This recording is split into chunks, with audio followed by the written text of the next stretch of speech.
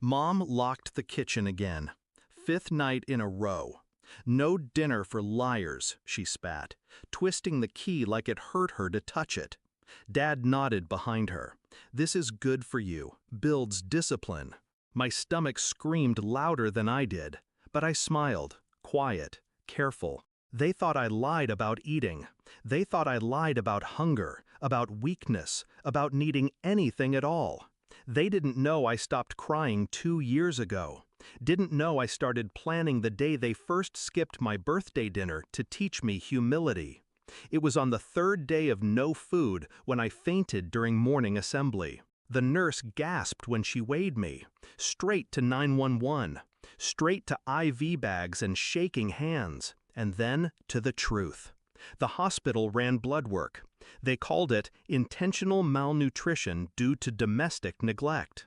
I watched the nurse's face twist when I whispered, "They locked the kitchen, said I lied too much." She didn't ask more, she just wrote. And that was the beginning of the end. For them.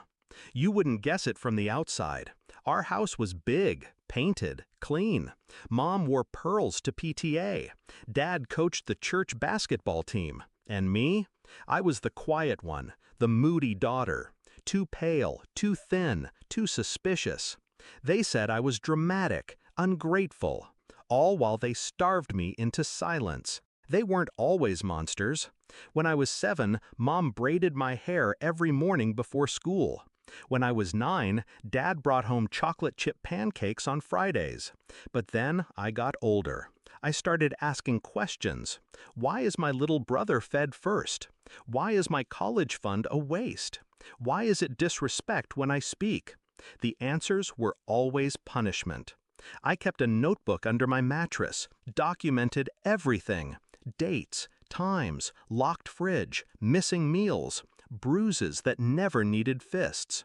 Starvation is slow, but so is revenge. At the hospital, the nurse handed me a phone. "Anyone you trust to call?" she asked. I paused, then dialed Miss Carter, my old school counselor.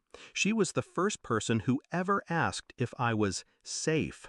And this time, I told her everything. CPS visited the house the next day. I was still in the hospital. I heard Mom cried. Dad yelled. But the state didn't care about tears. They cared about records, and I had years of them.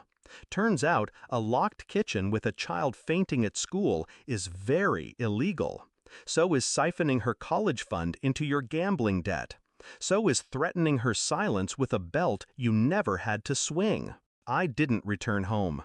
Instead, I went to a temporary care home. Safe bed, hot food, and a lawyer. Mine. See, when they starved me, they made a mistake. They thought I was weak.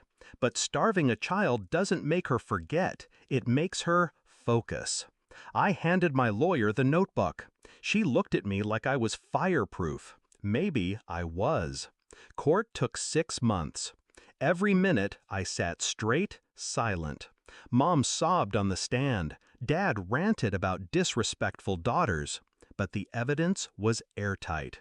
Photos, doctor's notes, bank statements, testimonies. Even my little brother cracked. He admitted he was told to call me the liar. He said he was just doing what Dad said. When the judge ruled in my favor, I didn't smile. I just breathed. The house was seized for investigation. My college fund? Frozen. But here's the twist. That waste of a college fund was in my name. And once the investigation proved misuse, it was returned.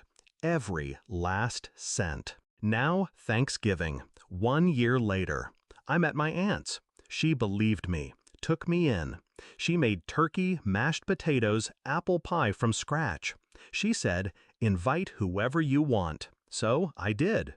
I invited the CPS agent, my lawyer, Miss Carter, and the nurse who called 911. We sat around the table. I wore a soft sweater, ate until I was full, and then I stood to toast. "To liars," I said, voice calm, knife sharp, especially the ones who locked their love behind kitchen doors. They raised their glasses. I didn't have to explain the rest. Because somewhere across town, in a much smaller apartment, Mom and Dad sat alone. No guests, no food they didn't earn, no daughter to mock or starve. And when reporters showed up asking about the court case that shook the county, they had only one word for it: lies. But this time, no one believed them.